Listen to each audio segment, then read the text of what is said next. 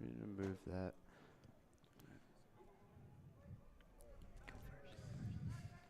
Good morning, people.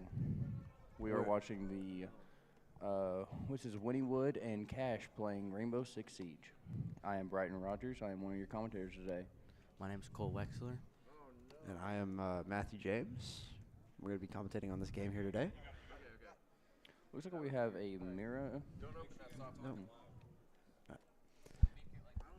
Yeah. I'm telling the Hey guys, this needs to be like this at all times. You messed up. Okay, there you go. All right. Speak up. Talk to me over here. Hello? Just good? Okay.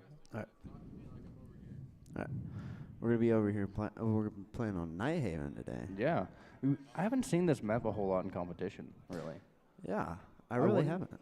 I wonder what they're going to be doing for this. I feel like the site setup is going to be quite interesting, especially with this lineup that they have. It will be quite interesting to see. Oh, yeah.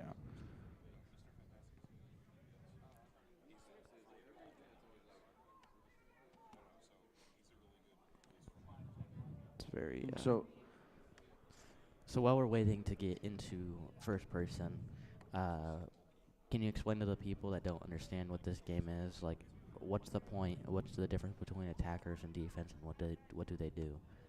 So for the attackers, they try and get into these sites where these bombs are, where you see A and B, and they have something called the diffuser that they try and plant into the bomb sites to make sure they win, and they have to defend it for I think it's 40 seconds, so it can defuse the bomb and they can win the round. That, or they have to kill all 5 of the defenders that are defending the bombs.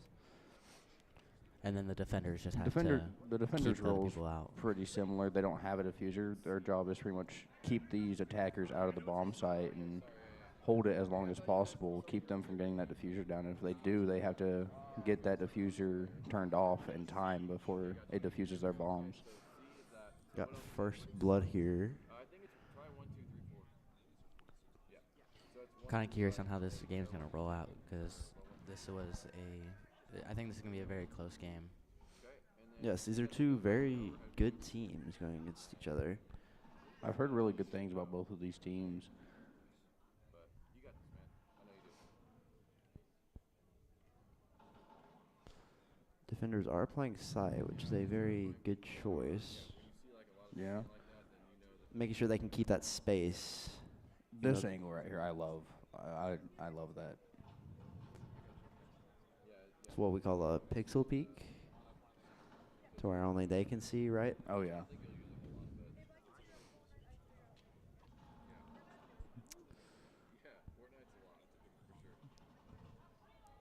Some of the aim here is a little off.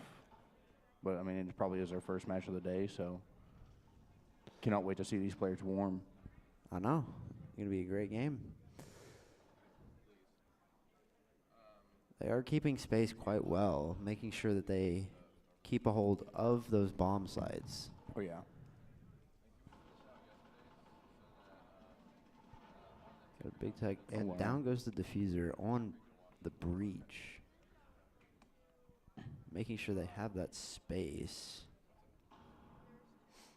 3v3. Oh, that guy had himself in a No, bad spot there.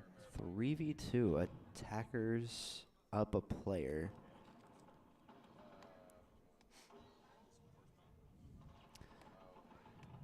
The attackers are doing a very good job of making sure they can get rid of that space. Currently, oh, And the attackers win and take home the first round.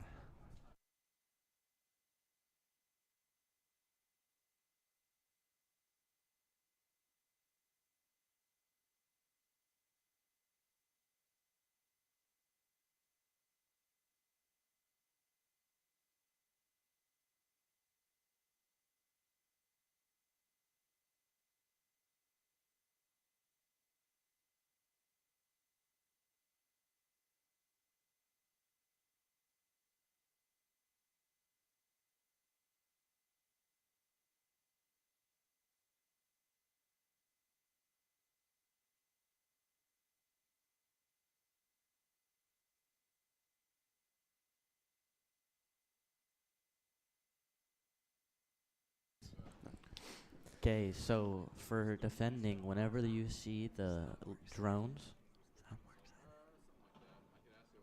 Sound more excited. whenever you see the drones coming from one side, normally that means that the opponents, the attackers, are coming from that area of the map, and that is where you want to focus and have more of your util. Yes, and also during the drone phase, it's very good for them to scan their opponents to see what operator the defense is running, so they can bring counters to those operators. Oh yeah. I feel like it's very important to counter other operators. I'm trying to figure out how to just explain it here.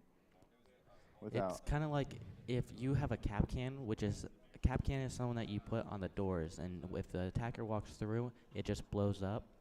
And if you bring a Brava, she can hack it and make it to where if the defenders, the people that put those down originally, walk through that door with those cap cans on it, and they don't know that you have a Brava and took it, then they will die to their own trap.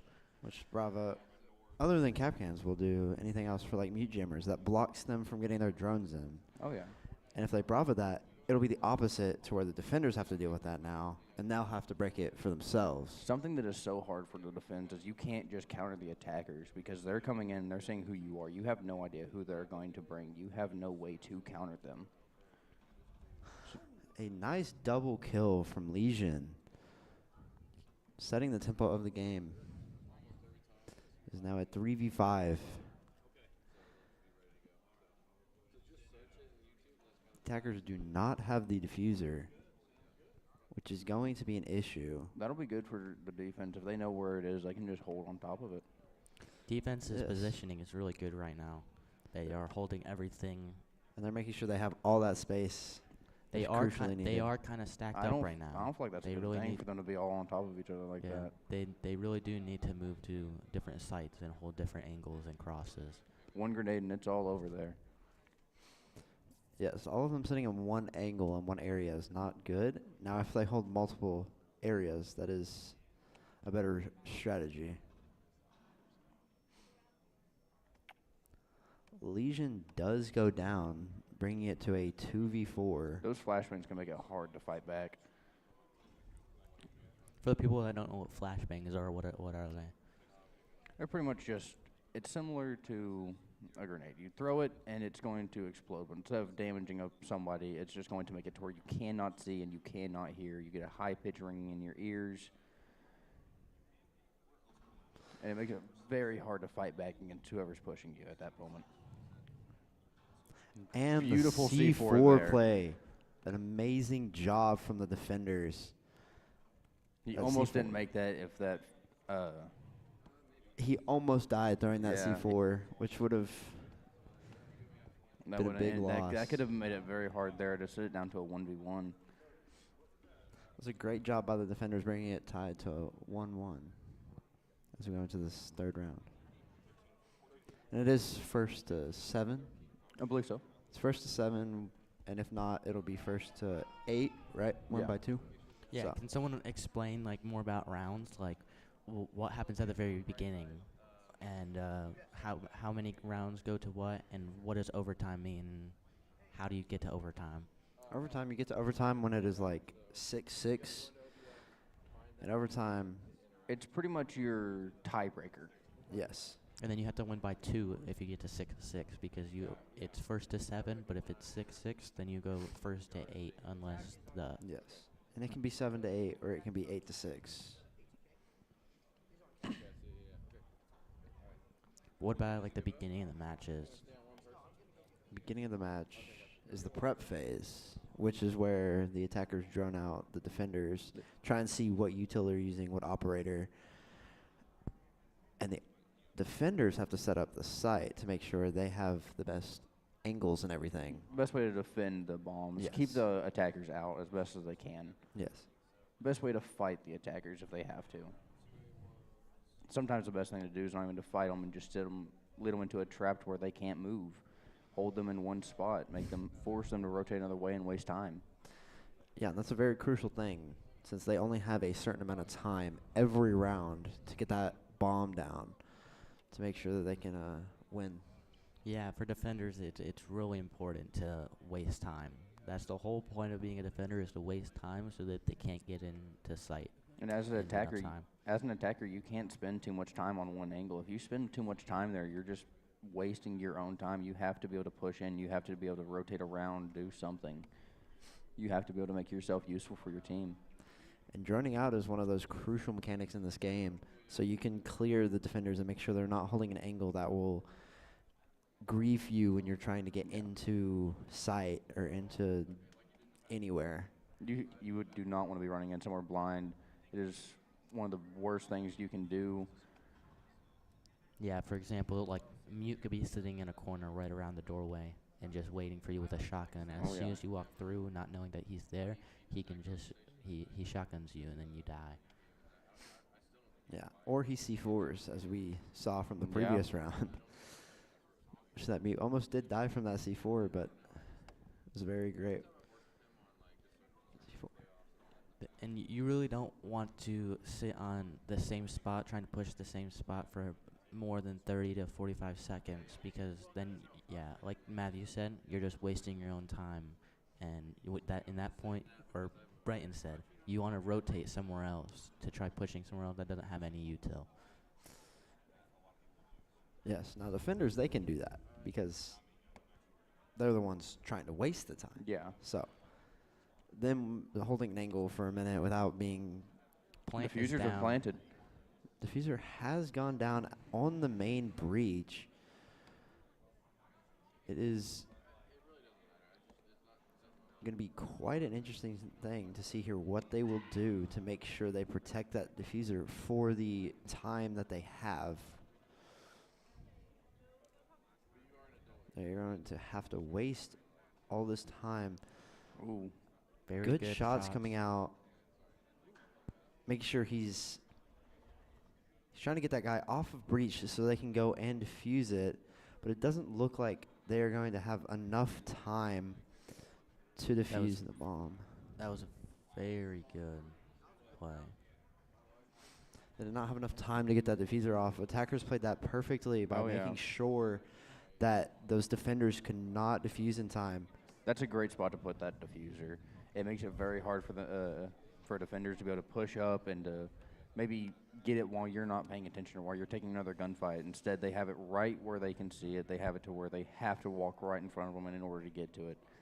And using that attacker's ability, Grim, of making sure that they can see if they walk into that was a great job there to make sure to see if they were on that diffuser so he didn't have to swing that to waste body.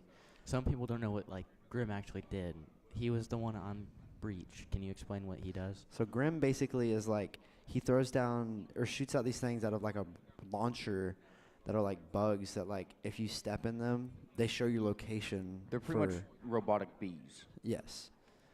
And they show your location for 3 ticks, I think. Yes, I believe so. And that's if good you're standing for standing directly in it, it'll give a live tick, a live ping. And if you're away, it'll do it every second or two. And that was very important there on that round, so that Grim didn't have to swing off of those holes in the breach. And the breach is the reinforced metal wall. I absolutely love some of the gadgets in this game. Some of the gadgets, yes. Because some of them are very high-tech. Like, these things are things that we may never see in the real world. And then some of them are just something somebody made in the garage, something you could do at home. Yes. Do-it-yourself DIY. This Grim. It's a very interesting strategy on that breach. Going for the bandits, which the bandits electrify the wall to make it to where they cannot use their util on that breach. Which, like I said again, he is one of my favorite gadgets just because of how silly it is. It's just a car battery. It's all it is. Yeah. It's a car battery that is electrified. Yeah. And again, for people that don't know, what's the difference between roaming and staying in sight? So staying in sight is when you stay where the bombs are, where it says A and B. You stay in that location. And then roaming is you can go up a level or down a level depending on where you are in the building. You really want to do that for when let's say they're pushing downstairs, you want that roamer to be able to sneak up behind them. Rome will pretty much get on the flank. He will attack them from behind, stuff like that. And see, that was an idea of roaming, but it didn't work in Legion's favor, since there were 3 of them or 2 of them that swung him. Oh yeah. He could not do much there, so he was just by himself. When you're by yourself, you have to play a lot more aware and a little bit slower because you don't have somebody right behind you to get your refrag, which a refrag is where the teammate that's behind you, once you die, starts shooting at the guy that killed you right away. Yes. And roamers are usually typically solo because you only really need 1, Oh yeah. because the rest need to be on the site to make sure the attackers don't get in and plant the diffuser. Orange team is really giving up sight here. Yeah, they're not taking and creating space. And they're starting to plant now, which is a great job by the offense, making sure they can get that plant down. And they are keeping that space to make sure they can take Now the they just have to defenders keep out pressure of it. on. That's all they have to do now, just keep pressure, make sure they can't swing and get that diffuser. We had a trade there. One We went had down. a trade, but Doc, his ability is healing himself or any of his teammates to their full health with his little stem pistol that he has. Yep. Like he's an actual doctor. Oh, wait, that was Rook. Never mind. Rook just has bulletproof armor, pretty much. Yeah.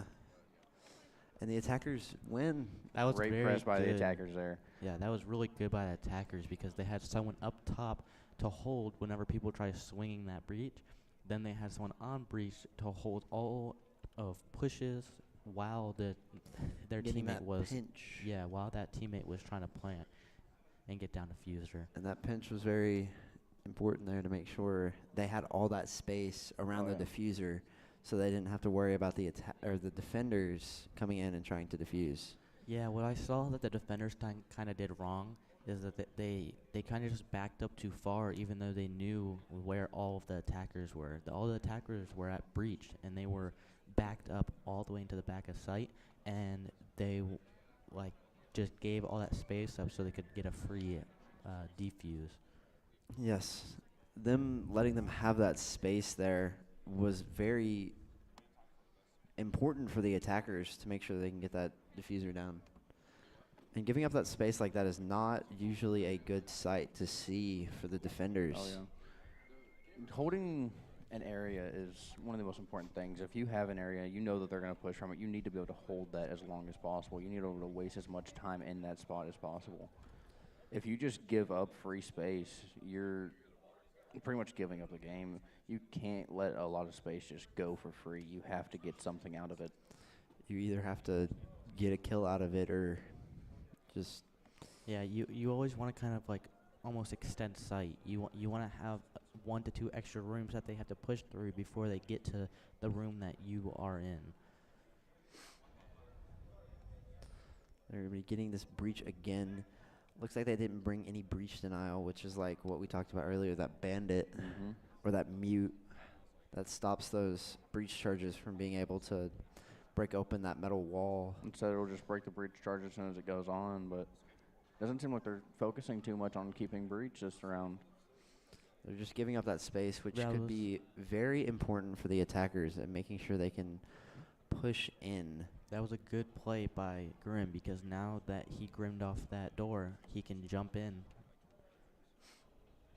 Make sure that they don't swing. Taking all that space, which is very crucially needed. Making sure there is no flank behind I them. like seeing what that Twitch just did, shooting the ground like she did. It's real smart jumping in windows like that, shooting down at the ground because you don't know what operators they have. Yes. And a frost. If they have a frost there and you jump in, you don't look down Yes. and So- you don't shoot at the ground. They do have a frost. You are going to go down. You are going to bleed out. So what does Frost do? Well, what So does she do? Frost- Frost pretty much has a bear trap Yes. that she puts on the ground. You can put it on window. You can put it anywhere on the map, but most people put it on windows, doors, Yeah. stuff like that. Something you have to jump over, so that you're not thinking about it. You will just unconsciously you'll jump over something, and boom, there's just a bear trap at your feet, and now you're on the ground. And then whenever you have to take that down, And the whenever you attackers have take- taken the space. It is a 4v1. They're going to start planting, maybe Goes in baiting with the the pistol. plant, and Gets goes that out with the pistol kill. pistol and gets that final elim. Those defenders just gave up that space, which cost them that round. They cannot be doing that anymore. They have to keep those walls. They have to have something for that. Yeah, they gave both Yes. walls away, and then they just pushed up, and they put a lot of pressure on them. The defense is playing too defensive. They need to have a little bit more aggression. They need to have some sort of wall denial to make sure that they don't always get into sight that way. Because as we've seen in all these rounds, is the reason the attackers won is because they took that space where that breach was because they had no way to defend that wall. So they were just able to get in for free. Oh, yeah. Again, like, the whole point of defense is to deny them, and if you just let them get wall without any challenges that they have to go against, then it's just really easy to push in. You really need to be able to deny them from getting in fast. Yes. Something I love to see here is some of these underused operators that they're using right now. Some of these are Some of these you don't see as often in games. quite interesting, and they're only used in a certain aspect, in a certain defense. Oh, yeah. And they're used on special occasions and not all the time. They're doing a great job clearing this, making sure that they can take that space without having much of a challenge, which is why droning is so important, and it is such a great feature that they have added. And they've, even with the denial, they've still just gotten the wall. Yeah, Yes. if you saw right there, they had someone push up the stairs to hold those bandits and all those other operators holding that wall, so that bandit could who got the wall? Striker. Striker could get the wall without having anybody trying to re-electrify the wall. Yes. And Bandit might have used all his bandits. This right here is not because something I see very often. You don't normally see that right there. What we just saw with the operator creating downstairs. vert. Yeah. Creating know- that lower vert for them. Yeah, I to don't make see sure that a they whole can- lot.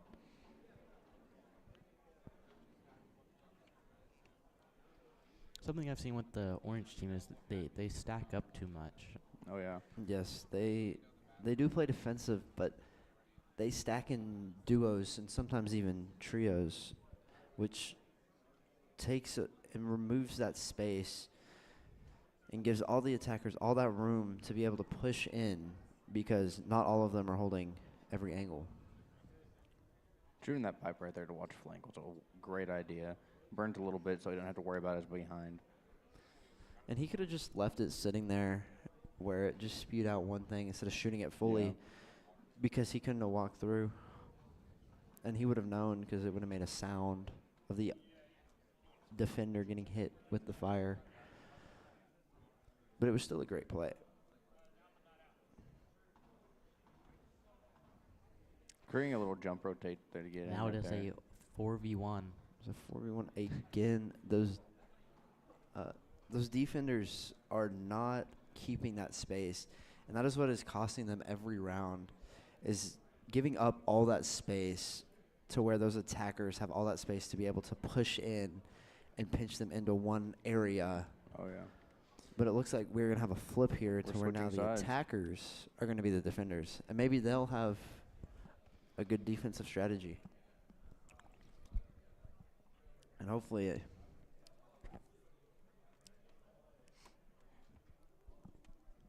maybe the attackers can come back.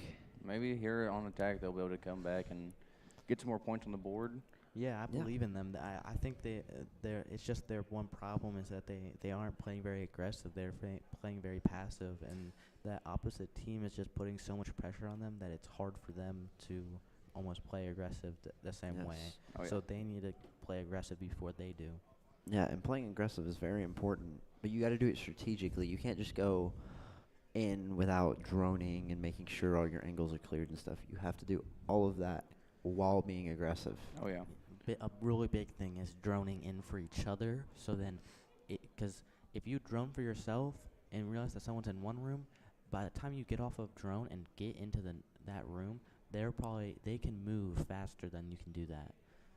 Yes. And sound cues are also a big Oh, yeah. important thing. Which one of y'all want to explain what those sound cues are? Sound cue pretty much is what you hear in your game. Say you hear somebody walking behind you, you hear somebody crouching to your left, you hear a drone moving around. Every sound cue matters, no matter how little you think it does. You hear a drone, and you know where that drone has just came from. That's probably where the attacker is coming from. Yes. Now in the drone phase, that may not matter because they're just looking for a scan and looking to see what operators the defense is using. Sorry, can we get the person working the stream to get into first person?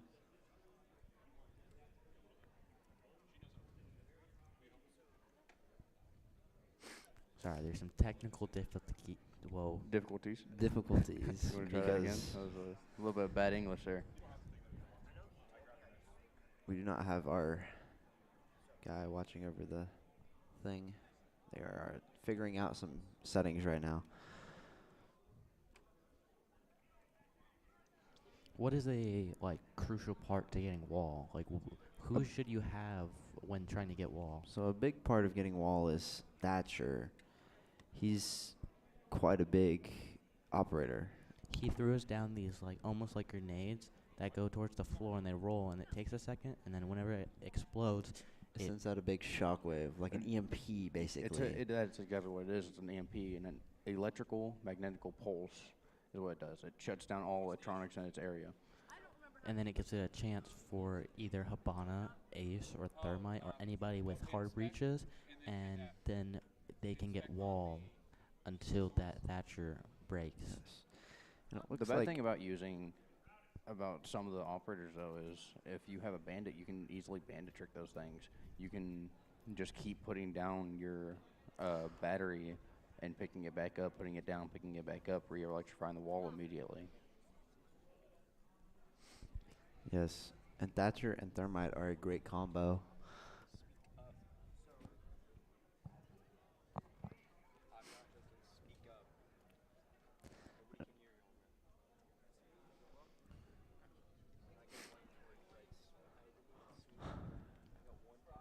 There we go. Finally can see. There we go. Now we know what's happening in game.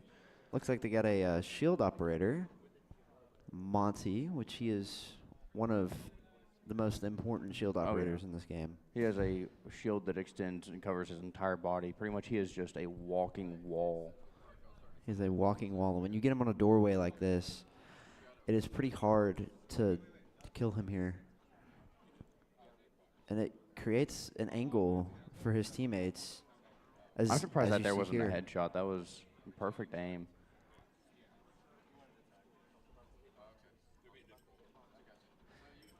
And Monty is like his own wall. Oh, yeah. Nice Perfect one aim on tap. that. That is a. It's just Monty left, though. But I don't it know is what he's going to do here. Monty. He is stuck in a corner with a lesion, and they run out of time. Yeah. The defense played that perfectly with using that time and making sure those attackers didn't get into sight as Yeah, quickly. That was really good by Jaeger. He didn't back up too much to let that Montang push up. That was He held him to make him fight for as long as possible, even if it meant taking his own life. that Thatcher fighting that Jaeger on that door there with the Monty. That I feel like that Jaeger should have been dead. Or was that Jaeger or was that Bandit on that? It was fighting? Jaeger and it was Thermite. Yeah, Jaeger and Thermite fighting there. I feel like the Jaeger should have been dead. Those hitboxes can be weird sometimes, though. The hitbox is pretty much what you have to shoot to deal damage or get a Yes. kill. And the hitbox is very strange sometimes. Like there we saw it looked just like he was shooting him right in the head, but he didn't go down, didn't die. Yes, and it is a one-shot headshot game. Yeah. So if you hit him in the head once, he's dead. If he would have gotten that headshot there, it could have changed the entire outcome of that game there. Yeah, it would have made it to where he killed that zombie with a one tap in the head, and if he had killed that Jaeger, he probably could have got more kills than just what they had, and maybe they could have even got Diffuser down that round.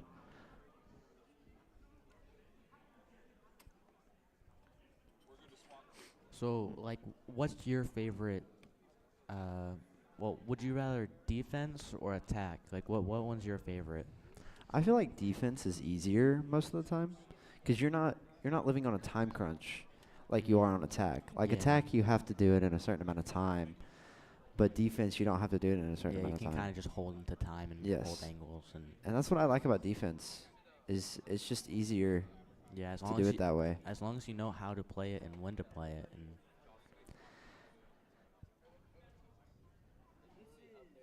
I feel like it also matters though, like what map you're on. If attack or defense is better.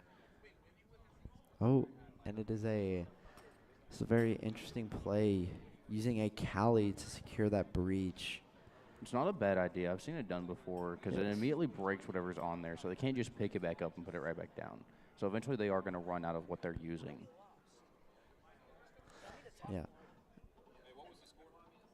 Seven, 7-3. We lost. Yeah. Jinx is up. That is a great job taking all that space. Those attackers need that crucial space to maybe get that diffuser down. We could see Legion there fighting that as hard as he could, but it didn't work out for him there. Is a nice 2v3, defenders down, attackers up. Maybe Having that one person advantage can be very important in this game. it could drastically change the output of the game, having that one extra player. And sometimes even having one less player could also be a great outcome for it. Oh yeah. And it looks like those defenders have given up that space that those attackers had taken. And it looks like the attackers, I think that at this point they're just waiting on audio cues to give them whenever they Yes. need to swing something or push it. they do not have a lot of time, so they are going to have to push up sooner or later. Looks like one of the attackers goes down. Oh, and the shotgun on the Legion. Down to a 1v2 here. It's a 1v, it's a 1v1. Well, it's a 1v1, but we still have one who's alive. He's just One outside. is knocked down, which is making it a 1v1. Maybe they could go for that res and make it a 1v2. But It just didn't work nope. out for Wow. him. The defenders take it and win the game. A nice 7-1 victory here. What team? Was this Cash? Wynnewood. Cole, you gotta go.